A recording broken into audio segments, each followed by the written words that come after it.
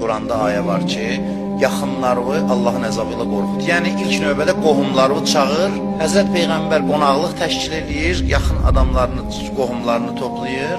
Və orada danışanda deyir, indi mənə kim iman gətirsə, məndən sonra mənim vəsim odur. Özündən sonraki imamdan danışır. Həzrət Əli də cavan uşaq, 9-10 yaşında. 3 dəfə Peyğəmbər deyəndə 3 dəfə Həzrət Əli əleyhissalam qalxır ayağa, Həzrət Peyğəmbərə iman gətirdiyini deyir. Başlayırlar ələ salmağa. Ələ salmaq oradan başlanır ilk gündən. Qiyamət günündə Peyğəmbər sallallahu buyurur ki, ya Əli, sən cənnət cəhənnəmi böləcəksən. Deyir, axı bilirsiniz, mən Peyğəmbərin yanında necə bir yerdəydim.